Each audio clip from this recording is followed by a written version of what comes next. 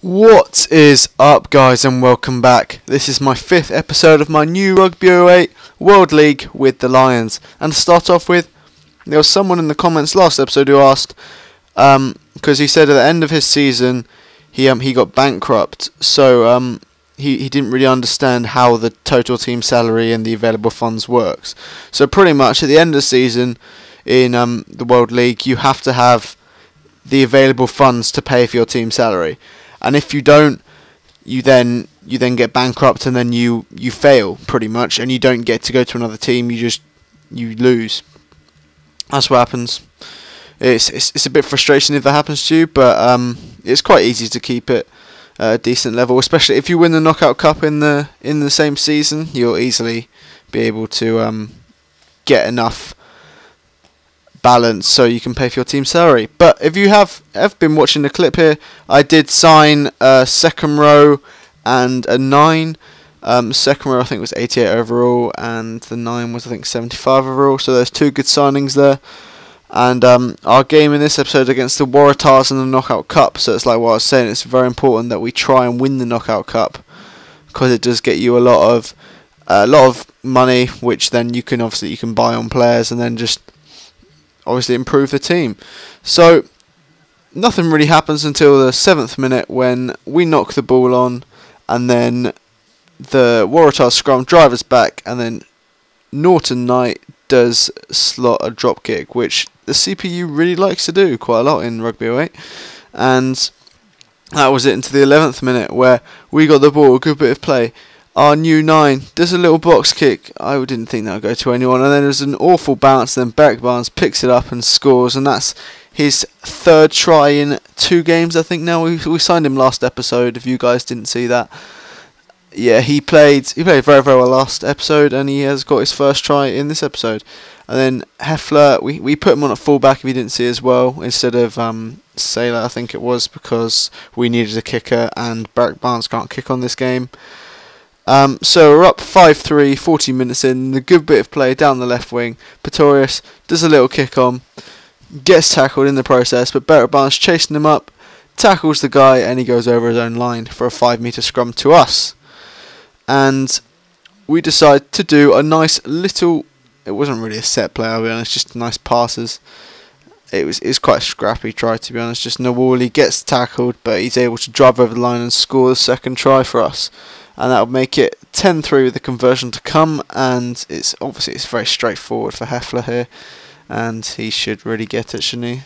And he does. So 12-3 up, 24 minutes in. It's looking quite convincing at the moment.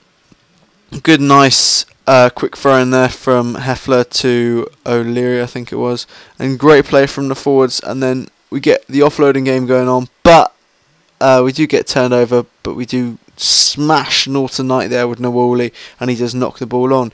And you see there, on that left side of the scrum, they have no defender, and I saw that. I just passed it straight to Van Schnickel, and Van Schnickel goes in. And that's another try for us. That's 3 tries. We don't get any bonus points for this because it's a cup game, so all we have to do is win. You do get more money for winning a cup game, which is very good, and really helps us.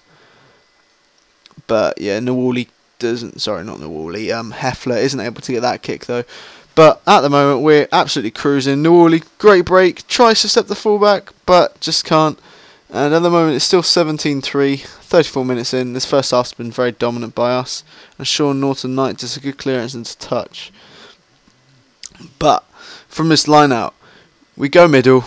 It's always good to go middle in this game, because if you go middle and you get the ball, you always get a good attacking opportunity from like set piece or something like that. But if they win the ball, there's always a chance to charge down their kick. But Van Schnickel, great pass back inside, and Beric Barnes scores another try. And that's 2 tries in this game, and he scored 4 and 2 now, which is very good from Beric, our new 10. So up easily here, 4 tries ahead, looking clean sailing now. So hopefully we can continue on for the rest of this match like we have been. This episode is going to be a bit shorter today though, because I think that most people would rather watch a shorter video, so I'm decided to do that. We don't do very well here, where we it's now the second half. I didn't really say that, but we do knock the ball on, which isn't very good. And then They second phase, they decided to do a nice little set play here, where their only real good player, I'll be honest, in this game was Lottie Takiri, and this happens. He absolutely gasses everyone. If you guys haven't played Rugby 8 before, he has a star, which means he's like a star player, which means he's pretty much better than everyone else.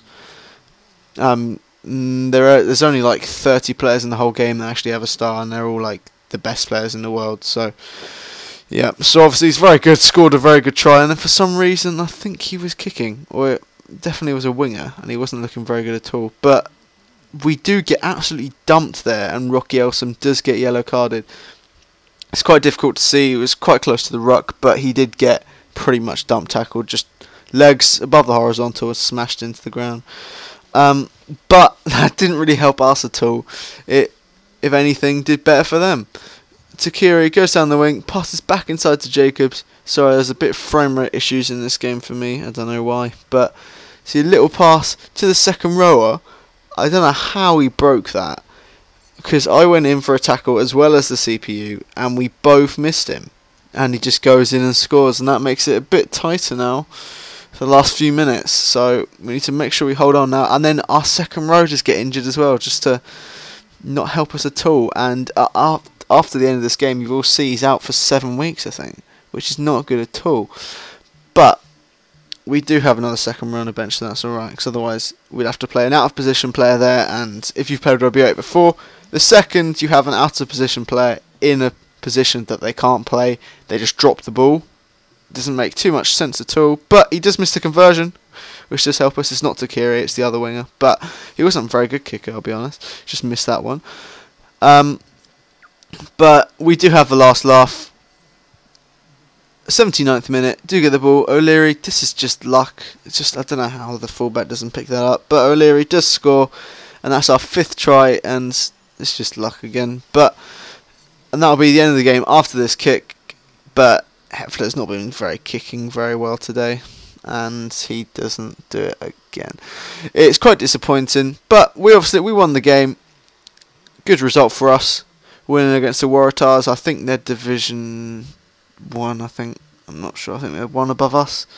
But good to get a win, and you'll see here, yeah, he's out for 6 weeks, not 7. But that's very disappointing that he's going to be out for so long with a broken leg. But anyway, if you guys have enjoyed, please do give it a like. The support for this series is actually going alright at the moment, so thank you very much for watching, guys, and I'll see you next time.